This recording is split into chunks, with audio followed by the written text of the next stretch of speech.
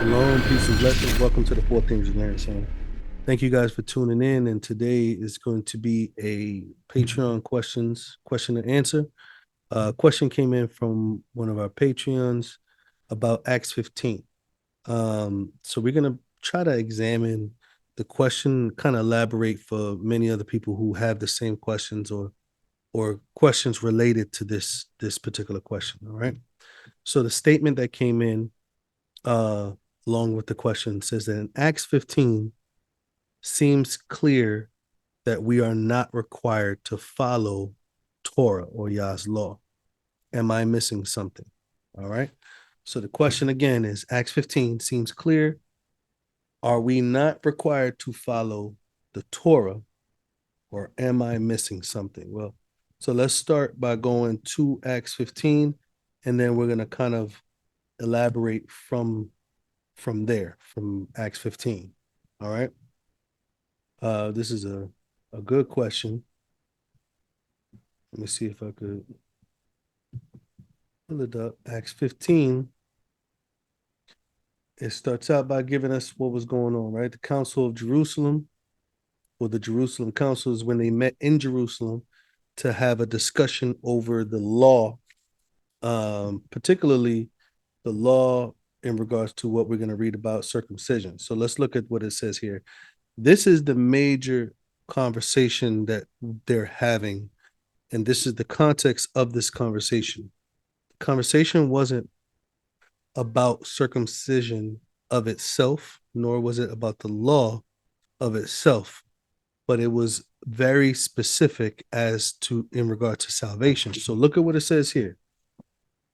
Look at what it says here. It says, certain men came down from Judea and taught the brethren and said, so this is not, they didn't just say it or ask the question. This is what was being taught amongst the brethren, right?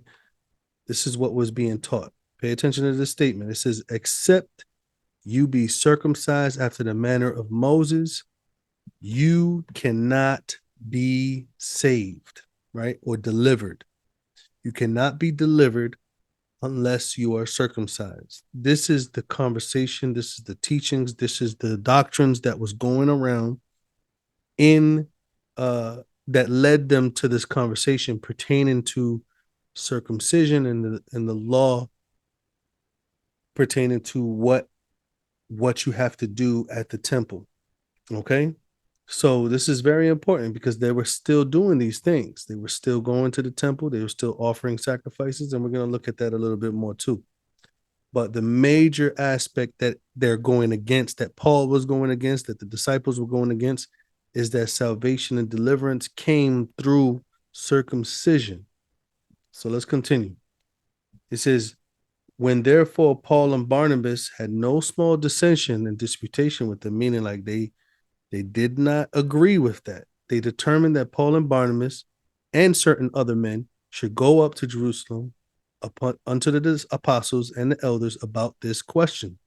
What question? That unless you are circumcised after the manner of Moses, you cannot be saved. This is what the argument is about. I'm sure many people would say, yeah, that's that I agree. But what does this have to do with the law of Moses? Well, they associate certain statements with the conversation being simply about doing the law. And this is not what this conversation was about. But we're going to show that the conversation wasn't about that. It says here in verse 3, it says, being brought on their way by the assembly, they passed through Phoenicia, Samaria, declaring the conversion of the nations, and they caused great joy unto all the brethren. It says, and when they were come to Jerusalem, they were received by the assembly and the apostles and the elders, and they declared all things that Elohim had done with them. It says, but there rose up certain of the sect of the Pharisees, which believed, right? So this is not like it's unbelievers. These are believers, but they were still not that they were Pharisees. Pharisees is just a position that they held. Their minds was still focused on salvation, receiving salvation or retrieving it, obtaining it from doing something. So it says saying it was needful to circumcise them and to command them to keep the law of Moses. It was needful. We already know why they say needful, because in verse 1, the doctrine was that they cannot be saved. They cannot be delivered, meaning Yahushua could not deliver them until they were circumcised. This is what was being taught. This is what the command to keep the law of Moses was pertaining to. The need for it, the fact that the law can, in some way, bring about salvation or deliverance to the people, to the nations. Look at what it says here in verse 6. The apostles and the elders came together to consider the matter. When they had heard much disputing, Peter rose up and said to them, Men and brethren, you know how that for a good while ago Elohim made a choice among us that the nations by my mouth, Peter's mouth, should hear the word of the good news and believe. So Peter is now standing up, making a declaration saying that the nations, or the plan to go to the nations, that Yah also told Peter to go to the nations as well. It wasn't only Paul. You guys need to understand that. It wasn't only Paul that was told to go to the nations. It was also Peter, by Peter's own admission. It says, and Elohim, which knows the hearts, bear them witness, giving them the set apart spirit, even as he did to us. So he recognized, he saw them, that the nations was receiving the Ruach, the spirit, the same way that they did. And he didn't put any difference, says it put no difference between us and them, purifying their hearts by faith. This is the deliverance, the salvation that they're talking about, the freedom of their heart from bondage to sin to being free to serve Yah. They initially were justified by faith. They were initially, it doesn't mean that they're not going to learn and study and obey the commandments. It just means that to initially be delivered, they were saying that you had to follow the law of Moses. They were saying that you had to be circumcised. And this is where the dispute was. Peter was witnessing on behalf of the argument of Paul, saying that when he went to go preach to the nations, he saw that they were getting the spirit before they kept the law as well. Verse 10. Now, why tempt ye Elohim to put a yoke upon the neck of the disciples, which neither our fathers nor we were able to bear? What was the yoke that was around their neck? It wasn't the commandments that was around their neck, but it was trying to be delivered, trying to be saved by keeping the commandments. This is the yoke. This is the yoke that they could not bear. Keeping the commandments was what they were told to do by Yah. It wouldn't make no sense for Yah to tell them keep the commandments, and Yah was putting a yoke around their neck on purpose. Absolutely not. But Yah was trying to show them that they need to believe in order to receive the grace and the power and the strength and the spirit to actually obey the commandments. But here the teaching was that they ought to obey the commandments to be saved. Paul was teaching that they need to be saved to be enabled to keep the commandments, and that the teaching to keep the commandments first was the yoke that their fathers could not bear. No one was able to keep the commandments first to be saved. They had to believe first. Verse 11 says, but we believe that through the grace of our Master Yahushua Messiah, we shall be saved, even as they, the nations. Then all the multitude kept silent and gave audience to Paul and Barnabas, showing them or declaring what the miracles and wonders of Elohim was done among the nations through them. So after they held their peace, James answered, said, men and brethren, listen to me. Simeon, or this is referring to Peter, have declared how Elohim at the beginning did visit the nations to take out of them a people of his name. And then he quotes from the prophet Amos. So let's go down to verse 19. It says, wherefore my sentence is that we trouble not them which from among the nations are turned to Elohim, but that we write unto them that they abstain from pollutions, from idols, from fornication, from things strangled, and from blood. And then it tells you why. Because Moses of old time hath in every city them that preach him, being read in the synagogues every Shabbat, every Sabbath day. So now listen to this. Why would he say this statement? We're only going to tell them this because they're reading Moses every Sabbath day. One, it shows that they're keeping the Sabbath. That's a commandment. So it wouldn't make sense that the Sabbath is kept out of these four things, right? There's many people, they make this argument that he's only telling them four things to do, but they're going to the synagogues every Shabbat. That means that they're keeping the Shabbat. And they're reading the Torah or Moses. So they're going to be reading all of those commandments to not do it. That's not the point. The point was because they are new believers, they need to have right away a code of conduct. So they need to teach them what the scriptures teach about these things. Idols, which is taught in Leviticus, fornication, Leviticus as well. Leviticus 21:20 talks about homosexuality, all of those things, bestiality, incest, things strangled, eating of things that die of itself, Deuteronomy 14. And the same scriptures that teach about the things strangled, things that die of itself, are the same location where it teaches you what's clean and unclean foods. And it says from blood, which comes from Leviticus 17, which talks about the blood that is made an atonement for you, not to eat the blood of any animal, because the life is in the blood. That's Leviticus 17. These elements that he told them not to do is located in the books of Moses. And then he says, let's only tell them these commands from Moses because they're already reading Moses every Shabbat. So it doesn't make sense that he's telling them to keep certain laws of Moses as they read Moses on the Shabbat, and at the same time tell them not to keep the law. That's not what's being said. Not only was this the sentence or the decision that James made, but let's go further down. Yeah, so look at this. It says, for as much as we have heard that certain that went out from us have troubled you with words, subverting your souls, saying that you must be circumcised and keep the law, to whom we gave no such commandment. So he's talking about subverting your souls, like taking it, like controlling, changing the way that you ought to think about the truth. And then look at what he says in verse 28.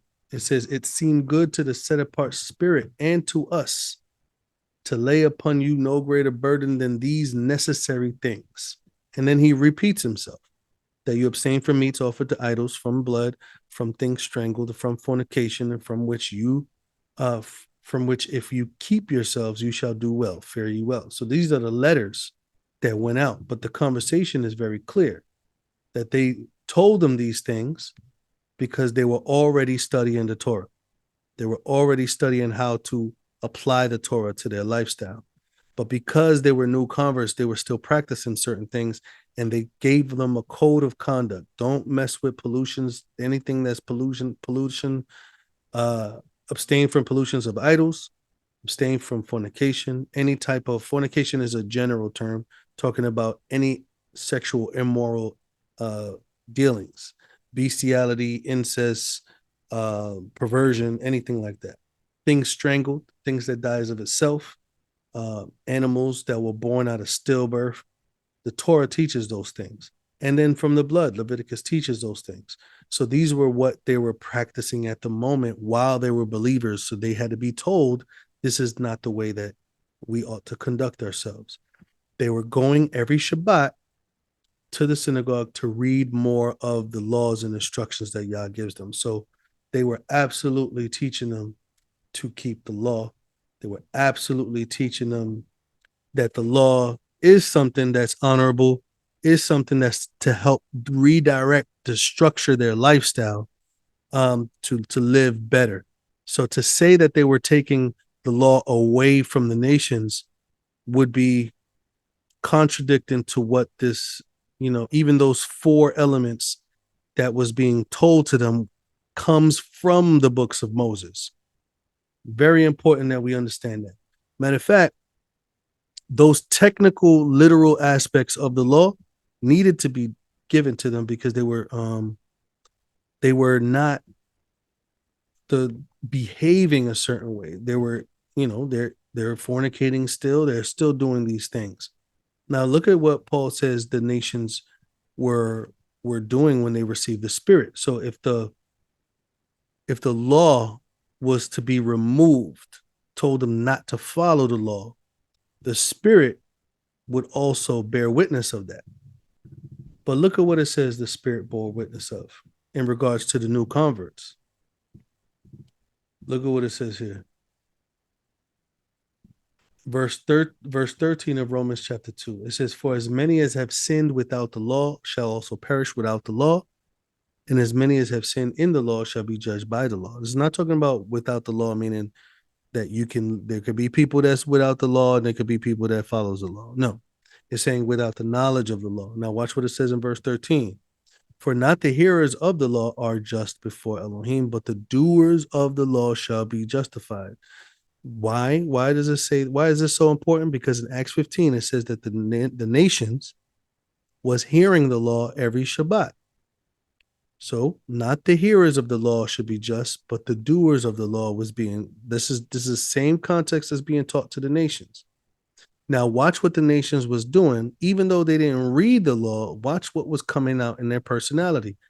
It says, "For when the nations which have not the law or not the understanding of the law do by nature the things that are contained in the law, these, having not the law, are a law unto themselves." Why are they a law unto themselves? Not because they're doing whatever they want to do, not because they're doing not doing the law, but because by nature they're doing the very things that the law teaches you to do.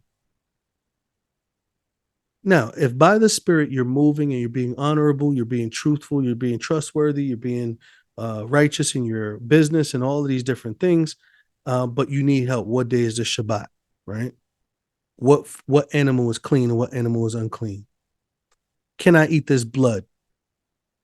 What type of intimate relation should I have? Is bestiality okay? You see what I'm saying?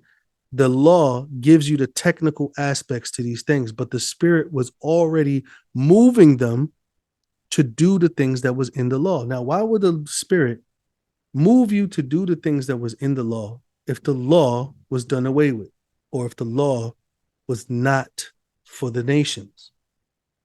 So it says, "Having not the law or not an understanding of the law are a law unto themselves, which show the work of the law written in their hearts." Why would the Spirit show the work of the law in the hearts of people that he's telling not to keep the law, or that the law is only for the Jews? It says that their conscience also bearing witness, and their thoughts the meanwhile accusing or excusing one another, meaning their thoughts being convicted of their guilt or their lawfulness. Their lawlessness and their lawfulness is being, they're receiving a conviction in their conscience by the Spirit as to what was true, what was good, and what was not. And all of those things was contained, according to verse 14, in the law. So Acts 15 does not say they should not follow the Torah. It says the direct opposite. So absolutely. So take a look at these verses once again, especially Romans 2. Many times these verses are quoted without the emphasis that it says here about the law itself and the law being written in their hearts and them doing the actual law, even though they didn't have any knowledge of it. So I hope that this answered the question. Um, if you have any more questions, please feel free to email us. Look forward to the next study. Shalom.